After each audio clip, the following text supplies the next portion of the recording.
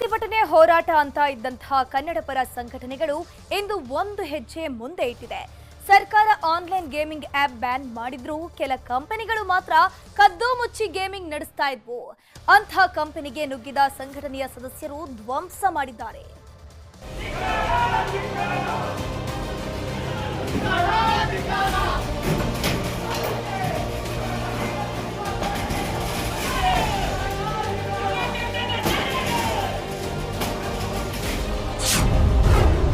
ಕೈಕಟ್ಟಿ ಕುಳಿತ ಖಾಕಿ ಸಿಟ್ಟಿಗೆದ್ದ ಕನ್ನಡ ಪರ ಸಂಘಟನೆಗಳು.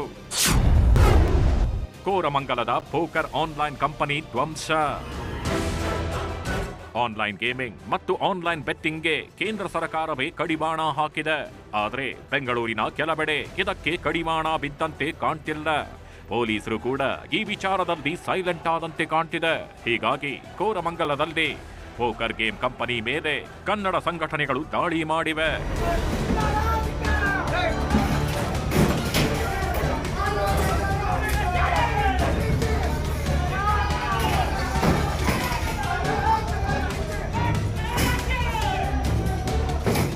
ಮಧ್ಯಾಹ್ನ 1 ಗಂಟೆ ಸುಮಾರಿಗೆ ನೂರಾರು ಕಾರ್ಯಕರ್ತರು ಗೋಲ್ಡನ್ ಏಸಸ್ ಪೋಕರ್ ಕಂಪನಿಗೆ ನುಗ್ಗಿವೆ. ಗೇಮ್ ಆಡ್ತಿದ್ದಾಗಲೇ ಕಂಪನಿಗೆ ನುಗ್ಗಿದ ನಮ್ಮ ಕರ್ನಾಟಕ ಸೇನೆ ಸದಸ್ಯರು ಕಚೇರಿಯನ್ನ ಧ್ವಂಸಗೊಳಿಸಿದ್ದಾರೆ. ಪೀಠೋಪಕರಣಗಳನ್ನು ಧ್ವಂಸ ಮಾಡಿದ್ದೇ ತಡ ಪೊಲೀಸರು ಪ್ರತ್ಯಕ್ಷ ಆಗಿದ್ರು. ಕೂಡಲೇ ಪ್ರತಿಭಟನಾಕಾರರನ್ನು ಮನವೊಲಿಸಲು ಮುಂದಾದ್ರು. ಆದರೂ ಪ್ರತಿಭಟನಾಕಾರರು ಕೇಳೋ ಸ್ಥಿತಿಯಲ್ಲಿ ಇರಲಿಲ್ಲ. ಕೊನೆಗೆ ಅಲ್ಲಿ ನೆರೆದಿದ್ದ ಪ್ರತಿಭಟನಾಕಾರರನ್ನು ವಶಕ್ಕೆ ಪಡೆದು ಕೋರಮಂಗಲ ಠಾಣೆಗೆ ಕರೆದೊಯ್ದ್ರು. ಈ ಗೋಲ್ಡನ್ ಆಕ್ಸಿಸ್ ಕಂಪನಿ ಒಂದು ಕರ್ನಾಟಕ ಜನರಿಗೆ ದಿಕ್ಕು ತಪ್ಪಿಸಿ ಈ ಬೆಟ್ಟಿಂಗ್ ಜೂಜಾಟಕ್ಕೆ ನಮಗೆ ಒಂದು ದಾರಿಯನ್ನು ತೋರಿಸ್ಕೊಡ್ತಿದ್ದಾಗ ನಾವು ಅದನ್ನ ವಿರೋಧಿಸಿ ಅದನ್ನು ಖಂಡಿಸಿ ಬೆಟ್ಟಿಂಗ್ ಕಂಪ್ನಿಗಳು ಬಂದಾಗಬೇಕು. ಇವತ್ತು ನೋಡ್ತಾ ಇದ್ದೀರಾ, ವಿದ್ಯಾರ್ಥಿಗಳು, IAS ಆಫೀಸರ್, KS ಆಫೀಸರ್, ಎಷ್ಟೋ ಕುಟುಂಬಗಳು ಬೀದಿಗೆ ಬಂದಿದೆ. ಇವೆಲ್ಲವೂ ನಿಲ್ಬೇಕಂತ ನಾವು ಹೋರಾಟ ಮಾಡ್ತಾ ಇದೀವಿ. ಘಟನೆ ಬಳಿಕ ಗೋಲ್ಡನ್ ಏಸಸ್ ಪೋಕರ್ ರೂಮ್ ಕಂಪನಿಯ ಸಿಬ್ಬಂದಿ ಅಕ್ರಮವಾಗಿ ಕಂಪನಿಯ ಒಳಗೆ ನುಗ್ಗಿ ದಾಂಧಲೆ ಮಾಡಿದ್ದಾರೆ ಅಂತ ದೂರು ನೀಡಿದ್ದಾರೆ. ಸದ್ಯ ದೂರು ಪಡೆದ ಪೊಲೀಸರು ಕಂಪನಿಯಲ್ಲಿನ CCTV ವಶಕ್ಕೆ ಪಡೆದಿದ್ದು ಪರಿಶೀಲನೆ ಮಾಡ್ತಾಗಿದ್ದಾರೆ. ಸದ್ಯ ಹಿರಿಯ ಅಧಿಕಾರಿಗಳ ಗಮನಕ್ಕೆ ಮಾಹಿತಿ ನೀಡಿದ್ದು ಬಳಿಕ ಕೇಸ್ ದಾಖಲಿಸಿ ತನಿಖೆಗೆ ಮುಂದಾಗಿದ್ದಾರೆ.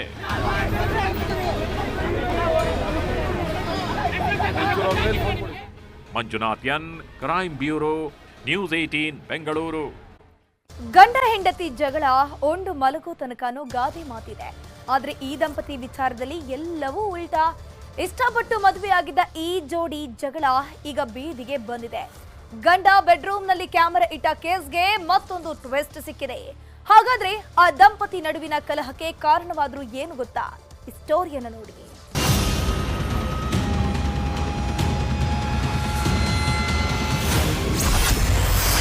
ಮುಗೀತಿಲ್ಲ ಗಂಡ ಹೆಂಡತಿ ಬೆಡ್ರೂಮ್ ಕ್ಯಾಮೆರಾ ಕಿತ್ತಾಟ. ಹೆಂಡತಿ ಮೇಲೆ ಗಂಡನ ಆರೋಪ, ಪತ್ನಿ ಕೊಟ್ಟಳು ತಿರುಗೇಟು. 3 ದಿನದ ಹಿಂದೆ ಬೆಂಗಳೂರಲ್ಲೊಂದು ವಿಚಿತ್ರ ಕೇಸ್ ದಾಖಲಾಗಿತ್ತು. ನನ್ನ ಗಂಡನೇ ಬೆಡ್ರೂಮ್ನಲ್ಲಿ ಕ್ಯಾಮೆರಾಗಿಟ್ಟು ವಿಡಿಯೋ ರೆಕಾರ್ಡ್ ಮಾಡ್ತಾನೆ. ಕೊನೆಗೆ ಆ ವಿಡಿಯೋಗಳನ್ನೆಲ್ಲ ತನ್ನ ಸ್ನೇಹಿತರಿಗೆ ಕಳುಹಿಸಿ ವಿಕೃತ ಆನಂದ ಅನುಭವಿಸ್ತಾನೆ ಅಂತ ಪತ್ನಿಯೇ ಪೊಲೀಸ್ ಠಾಣೆ ಮೆಟ್ಟಿಲೇರಿದ್ರು. ಗಂಡ ಹೆಂಡತಿಯ ಬೆಡ್ರೂಮ್ ಕತೆ ಕೇಳಿದ್ದ ಬೆಂಗಳೂರು ಜನ ಪೆಪ್ಪಾಗಿ ಹೋಗಿದ್ರು. ಇದೀಗ ಗಂಡನ ಸರದಿ ಶುರುವಾಗಿದೆ. ಪತ್ನಿ ಮೇಲೆ ಸಾಲು ಸಾಲು ಆರೋಪ ಮಾಡಿದ್ದಾನೆ. ಅದಕ್ಕೂ ಸೈಯದ್ ಪತ್ನಿ ತಿರುಗೇಟು ಕೊಟ್ಟಿದ್ದಾರೆ.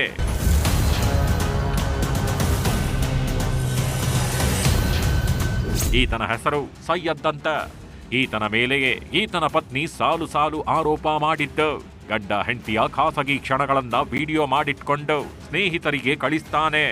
ತನ್ನ ಕ್ಲೈಂಟ್ ಜೊತೆ ಸಹಕರಿಸದಿದ್ರೆ ವಿಡಿಯೋ ವೈರಲ್ ಮಾಡ್ತೀನಿ ಅಂತ ಬೆದರಿಸ್ತಾನೆ ಅಂತ ಕಂಪ್ಲೇಂಟ್ ಕೊಟ್ಟಿದ್ರು. ಈ ಆರೋಪಕ್ಕೆ ಸೈಯದ್ ನಿಗಿ ಕೆಂಡಾಕಾರಿದ್ದ. ನನಗೆ 19 ಅಫೇರ್ ಆಗ್ಲಿ 21 ಮದುವೆ ಆಗ್ಲಿ ಯಾವುದೂ ಆಗಿಲ್ಲ. ನನ್ನ ಬಳಿ ಅವರೇ 17 ಲಕ್ಷ ಹಣ ವಸೂಲಿ ಮಾಡಿದ್ದಾರೆ. 13 ಲಕ್ಷದ ಒಡವೆಯನ್ನ ಕೊಡಿಸಿದ್ದೇನೆ. ಯಾವ ಗಂಡ ತಾನೇ ತನ್ನ ಪತ್ನಿಯ ವಿಡಿಯೋಗಳನ್ನ ಬೇರೆಯೊಬ್ಬರಿಗೆ ಶೇರ್ ಮಾಡ್ತಾರೆ ಅಂತ ಆಕ್ರೋಶ ವ್ಯಕ್ತಪಡಿಸಿದ್ದಾರೆ. ಆರ್ಥಿಕ ಪರಿಸ್ಥಿತಿ ಏನಾದರೂ ಸೈಕೋಪ್ಯಾತ್ ಇದ್ದರೆ ಯಾವುದಾದ್ರೂ ಕಂಪನಿನಲ್ಲಿ ನನ್ನ ಕೆಲಸ ಸಿಗ್ತಾ ಇತ್ತಾ? ಯಾರಾದರೂ ಕೆಲಸ ಕೊಡ್ತಾ ಇದ್ದಿಲ್ಲ ನನಗೆ. ಇವಾಗ ಅವ್ರು ಹೇಳ್ತಾ ಇದ್ದಾರಲ್ಲ 19 ಅಫೇರ್ಸ್ ನಂದು ಇತ್ತು ಅಂತ. 19 ಅಫೇರ್ಸ್ ಇದ್ದಿದೆ. 20ನೇ ಮದುವೆ ಮಾಡಿದ್ದೀನಿ, 21 ಹುಡುಗಿಗಳು ಅಂದರೆ ಅವಳಿಗೆ ಗೊತ್ತಿದ್ರು ಸಹ ನನ್ನ ಜೊತೆ ಯಾಕೆ ಮದುವೆ ಮಾಡ್ಕೊಂಡ್ಳು ಅವಳು? ಯಾವಾಗ ಸೈಯದ್ ವಿಡಿಯೋ ಮಾಡಿ ಹರಿಬಿಟ್ನೋ, ಈ ಕಡೆ ಪತ್ನಿ ಕೂಡ ಹೊಸದೊಂದು ವಿಡಿಯೋ ಮಾಡಿದ್ದಾರೆ. ಸೈಯದ್ ಅವರು ನಮ್ಮ ಮದುವೆಗೆ ಅಂತ 17 ಲಕ್ಷದ ಒಡವೆ ಕೊಟ್ಟಿರೋದು ನಿಜ. ಅದನ್ನ ನಮ್ಮ ಮಹಾರ್ನಲ್ಲಿ ಬರೆದಿದ್ದಾರೆ. ಜಿಮ್ ಓಪನ್ ಮಾಡಬೇಕು ಅಂತ ನನ್ನ ತಾಯಿಯ 210 ಗ್ರಾಂ ಚಿನ್ನಾಭರಣ ತಗೊಂಡಿದ್ರು. ಈತ ಕೆಲಸ ಮಾಡೋ ಜಾಗದಲ್ಲಿ ಹೆಣ್ಣು ಮಕ್ಕಳ ಜೊತೆ ಅನುಚಿತವಾಗಿ ವರ್ತಿಸ್ತಾನೆ ಅಂತ ಪ್ರಾಜೆಕ್ಟ್ನಿಂದಲೇ ಚೇಂಜ್ ಮಾಡಿದ್ರು ಅಂತ ಗಂಡನ ವಿರುದ್ಧ ಮತ್ತಷ್ಟು ಆರೋಪ ಮಾಡಿದ್ದಾರೆ. ಲಾಸ್ಟ್ ಇಯರ್ ಅಕ್ಟೋಬರ್ ನವೆಂಬರ್ ಮಂತಲ್ಲಿ ER ಕಂಪ್ಲೇಂಟ್ ರೇಸ್ ಆಗಿದೆ ಇವ್ರ ಮೇಲೆ. ಹುಡುಗಿಯರ ಜೊತೆ ಫ್ಲರ್ಟ್ ಮಾಡ್ತಾರೆ ಅಂತ ಅವ್ರ ಮ್ಯಾನೇಜರೇ ಇವ್ರ ಮೇಲೆ ER ಕಂಪ್ಲೇಂಟ್ ರೇಸ್ ಮಾಡಿದ್ದಾರೆ. ಮಿಸ್ಬಿಹೇವ್ ಮಾಡ್ತಾರೆ ಹುಡುಗಿರ ಜೊತೆ ಅಂತ. ಅದರಲ್ಲಿ ಇವ್ರ ಪ್ರಾಜೆಕ್ಟ್ ಚೇಂಜ್ ಮಾಡಿರೋದು. ಇವರು ನಮ್ಮಮ್ಮ ಹತ್ರ 210 ಗ್ರಾಮ್ಸ್ದು ವರ್ತು ಹಾರ, ಕಾಂದಾನಿ ಹಾರ ತಗೊಂಡು ಹೋಗಿದ್ದಾರೆ ಜಿಮ್ಗೆ ಓಪನ್ ಮಾಡಬೇಕು ಅಂತ. ಇವತ್ತದ ವ್ಯಾಲ್ಯೂ 24 ಇಂದ 25 ಲಕ್ಷ ಅಷ್ಟು. ಆ ಹಾರನೂ ತಗೊಂಡು ಹೋಗಿದ್ದಾರೆ. ನಮಗೆ ಕೇಳಿದ್ರೆ ಆ ಮಾತಿಂದಾನೇ ಜಾಸ್ತಿ ಜಗಳ. ಒಟ್ನಲ್ಲಿ ಗಂಡ ಹೇಳ್ತಿರೋದು ಸತ್ಯಾನೋ ಅಥವಾ ಪತ್ನಿ ಹೇಳ್ತಿರೋದು ಸತ್ಯಾನೋ ಗೊತ್ತಿಲ್ಲ. ಪತ್ನಿ ಕೊಟ್ಟ ದೂರಿನ ಆಧಾರದ ಮೇಲೆ ಪ್ರಕರಣ ದಾಖಲಾಗಿದೆ. ಹೀಗಾಗಿ ಪೊಲೀಸರೇ ಸತ್ಯಾಸತ್ಯತೆ ಬಯಲಿಗೆಳೆಯಬೇಕಿದೆ. Muniraju, crime bureau, news 18. Social media ಕ್ರೇಜ್ಗಾಗಿ ರೀಲ್ಸ್ ಮಾಡಿ ಬಿಲ್ಡಪ್ ಕೊಡ್ತಿದ್ದವರಿಗೆ ಖಾಕಿ ಪಡೆ ಸರಿಯಾಗಿ ಬಿಸಿ ಮುಟ್ಟಿಸಿದ್ದಾರೆ. ರೀಲ್ಸ್ ಮಾಡಿ ಶೋ ಕೊಡ್ತಿದ್ದವರ ಮೇಲೆ ಪೊಲೀಸರು ಬಡ್ಡಿಂಗ್ ರೌಡಿ ಶೀಟ್ ತೆರೆದಿದ್ದು ರೀಲ್ಸ್ ಸ್ಟಾರ್ಗಳು ಹೊಸ ಸಂಕಷ್ಟಕ್ಕೆ ಸಿಲುಕಿದ್ದಾರೆ. ಅಷ್ಟಕ್ಕೂ ಆ ರೀಲ್ಸ್ನಲ್ಲಿ ಅಂಥದ್ದೇನಿತ್ತು ಅಂತೀರಾ? ಈ ಸ್ಟೋರಿಯನ್ನು ನೋಡಿ. ನೀ ನುಡಿದರೆ ಹೊನ್ನುಡಿಯದು ಮರು ನುಡಿಯುವರಿಲ್ಲ, ನ್ಯಾಯಾಂಗದ ಕನ್ನಡಿಯದು ಕಡೆಗಣಿಸುವುದಿಲ್ಲ.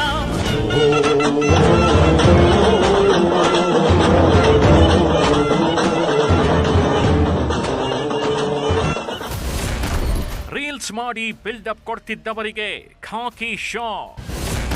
ಯುವತಿ ಸೇರಿ 8 ಮಂದಿ ಮೇಲೆ ರೌಡಿ ಶೀಟರ್ ಓಪನ್. ರೌಡಿ ಶೀಟರ್ಗಳಿಗೆ ಬಿಲ್ಡಪ್ ಕೊಟ್ಟು ರೀಲ್ಸ್ ಮಾಡಿದ್ದ 8 ಮಂದಿಗೆ ಪೊಲೀಸರು ಸಖತ್ತಾಗಿಯೇ ಬಿಸಿ ಮುಟ್ಟಿಸಿದ್ದಾರೆ. ಫಾಲೋವರ್ಸ್ ಮತ್ತು ಆಮಿಷಕ್ಕಾಗಿ ವಿಡಿಯೋ ಮಾಡುತ್ತಿದ್ದ ದೀಪಕ್, ಕುಶಾಲ್, ಮನೋಜ್, ವೇಣು, ಮಂಜುನಾಥ್, ಶಂಕರ್ ಮತ್ತು ಕುಮಾರಿ ಎಂಬುವವರ ವಿರುದ್ಧ ಬಡ್ಡಿಂಗ್ ರೌಡಿ ಶೀಟ್ ತೆರೆಯಲಾಗಿದೆ.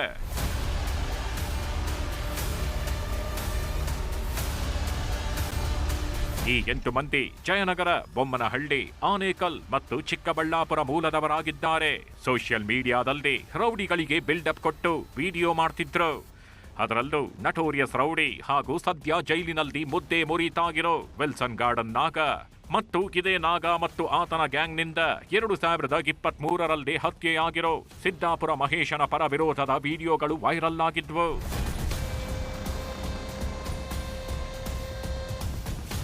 ಈ ಬಗ್ಗೆ ಕಳೆದ ತಿಂಗಳು ಸಿದ್ದಾಪುರ ಠಾಣೆಯಲ್ಲಿ 2 ಪ್ರಕರಣಗಳು ದಾಖಲಾಗಿದ್ದವು. ಒಮ್ಮೆ ಪೊಲೀಸರು ಇವರನ್ನೆಲ್ಲ ಕರೆಸಿ ವಾರ್ನಿಂಗ್ ಕೊಟ್ಟು ಕಳಿಸಿದ್ರು. ಆದರೂ ಬುದ್ಧಿ ಕಲಿಯದ ಈ ರೀಲ್ ಸ್ಟಾರ್ಗಳು ಫೇಕ್ ಅಕೌಂಟ್ಗಳನ್ನ ಕ್ರಿಯೇಟ್ ಮಾಡಿ ವಿಡಿಯೋ ಹಾಕ್ತಿದ್ರು. ರೌಡಿ ಹೆಸರಲ್ಲಿ ಫ್ಯಾನ್ ಪೇಜ್ ಮಾಡಿಕೊಂಡು ಪರಸ್ಪರ ವೈಷಮ್ಯ ಮತ್ತು ಸಹಾನುಭೂತಿ ಬರುವ ರೀತಿಯಲ್ಲಿ ವಿಡಿಯೋ ಹಾಕ್ತಿದ್ರು. ರೌಡಿಗಳ ಮಧ್ಯೆ ವೈಮನಸ್ಸಿಗೆ ಸಂಬಂಧಿಸಿದಂತೆ ಹಾಗೂ ರೌಡಿಗಳನ್ನ ಪ್ರೇರಣೆಯಾಗಿ ಅಥವಾ ಏನೋ ದೊಡ್ಡ ಮಹಾನ್ ವ್ಯಕ್ತಿ ಇದ್ದ ಹಾಗೆ ಬಿಂಬಿಸುವ ಪೋಸ್ಟ್ಗಳನ್ನು ಮಾಡೋದಕ್ಕೆ ಸಂಬಂಧಪಟ್ಟ ಹಾಗೆ ದೂರು ಪ್ರತಿದೂರು ದಾಖಲಾಗಿವೆ. ಇದರಲ್ಲಿ ಪ್ರಮುಖವಾಗಿ 8 ಜನ ಇದನ್ನ ಹೆಚ್ಚು ಪ್ರಚಾರ ಮಾಡ್ತಾ ಇದ್ದವರನ್ನ ಗುರುತಿಸಿ ಅವರ ಆಕ್ಚುಲ್ ಯೂಸರ್ ನೇಮು, ಅವರ ಆಕ್ಚುಲ್ ಐಡೆಂಟಿಟಿ ಮತ್ತೆ ವಿಳಾಸ ಪತ್ತೆ ಹಚ್ಚಿ ಅವರನ್ನ ತಸ್ಕೀರಿ ಮಾಡಲಾಗಿದೆ. ಸಾಮಾಜಿಕ ಜಾಲತಾಣದಲ್ಲಿ ವಿಡಿಯೋಗಳು ವೈರಲ್ ಆಗಿದ್ದು ಖಾಕಿ ಪಡೆಗೆ ಬಿಸಿ ತುಪ್ಪವಾಗಿತ್ತು. ಬಳಿಕ ಸೋಷಿಯಲ್ ಮೀಡಿಯಾ ಪೇಜ್ ಹಿಂದೆ ಬಿದ್ದಿದ್ದ ಪೊಲೀಸರು ಹಲವರನ್ನ ವಿಚಾರಣೆ ನಡೆಸಿ ಕೊನೆಗೆ 8 ಮಂದಿ ವಿರುದ್ಧ ಬಡ್ಡಿಂಗ್ ರೌಡಿ ಪಟ್ಟಿ ತೆರೆದಿದ್ದಾರೆ. ಅಲ್ಲದೆ ಇಂತಹ ರೀಲ್ಸ್ ಮಾಡುವವರ ಮೇಲೆ ಖಾಕಿ ಪಡೆ ನಿಗಾ ವಹಿಸಿದ್ದು ಇನ್ನು ಹಲವರ ಪತ್ತೆಗೆ ಬೇಟೆ ಮುಂದುವರೆಸಿದ್ದಾರೆ. ಸಾಮಾಜಿಕ ವಿದ್ರೋಹಿ ಕೃತ್ಯ ಮಾಡಿರೋರು ಇವರ ಪಾಲಿಗೆ ರೋಲ್ ಮಾಡೆಲ್ಗಳಾಗಿರೋದು ನಿಜಕ್ಕೂ ವಿಪರ್ಯಾಸ. ಗಂಗಾಧರ್ ಜೊತೆ Muniraju, crime bureau, news 18 Bengaluru. ಅಭಿಮಾನದ ಹುಚ್ಚಲ್ಲಿ ಹಾಕಿದ 2 ಸೋಷಿಯಲ್ ಮೀಡಿಯಾ ಕಮೆಂಟ್ಗಳು 2 ತಿಂಗಳು ಜೈಲಿನಲ್ಲಿರುವಂತೆ ಮಾಡಿದೆ. ನಟಿ ರಮ್ಯಾಗೆ ಸೋಷಿಯಲ್ ಮೀಡಿಯಾದಲ್ಲಿ ಅವಹೇಳನ ಪೋಸ್ಟ್ ಪ್ರಕರಣದ ತನಿಖೆ ತೀವ್ರಗೊಂಡಿದ್ದು ಚಾರ್ಜ್ ಶೀಟ್ ತಯಾರಿ ಕೆಲಸ ಶುರುವಾಗಿದೆ. ಈ ಕುರಿತ ಕಂಪ್ಲೀಟ್ ಸ್ಟೋರಿ ಇಲ್ಲಿದೆ ನೋಡಿ.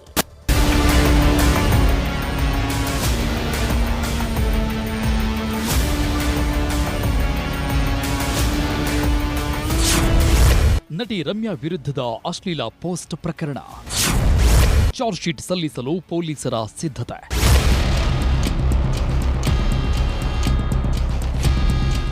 ನಟಿ ರಮ್ಯಾಗೆ ಅಶ್ಲೀಲ ಕಾಮೆಂಟ್ ಪ್ರಕರಣದ ತನಿಖೆ ತೀವ್ರಗೊಂಡಿದೆ. ಪ್ರಕರಣದ ತನಿಖೆ ಚಾರ್ಜ್ ಶೀಟ್ ಹಂತಕ್ಕೆ ತಲುಪಿದ್ದು 12 ಮಂದಿ ಆರೋಪಿಗಳ ಮೊಬೈಲ್ ಫೋನ್ ರಿಟ್ರೀವ್ ಮಾಡಲು ಎಫ್ಎಸ್ಎಲ್ಗೆ ರವಾನಿಸಿದ್ದಾರೆ. ಆರೋಪಿಗಳ ಖಾತೆಗಳು ಪೋಸ್ಟ್ ರಿಟ್ರೀವ್ ವರದಿ ಬಂದ ಬಳಿಕ 12 ಆರೋಪಿಗಳ ವಿರುದ್ಧ ಚಾರ್ಜ್ ಶೀಟ್ ಹಾಕಲು ತಯಾರಿ ನಡೆಸಲಾಗುತ್ತಿದೆ.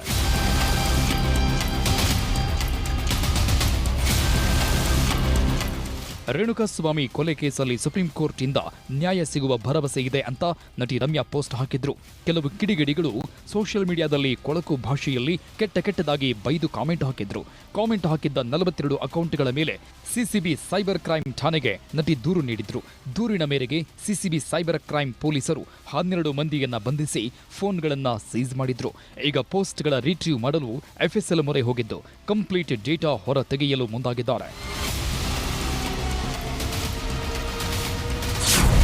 ಕಾಮೆಂಟ್ ಹಾಕಿದ್ದವರಿಗೆ ಜೈಲೇ ಗಟ್ಟಿ. ಜಾಮೀನಿಗಾಗಿ ಆರೋಪಿಗಳ ಪರದಾಟ.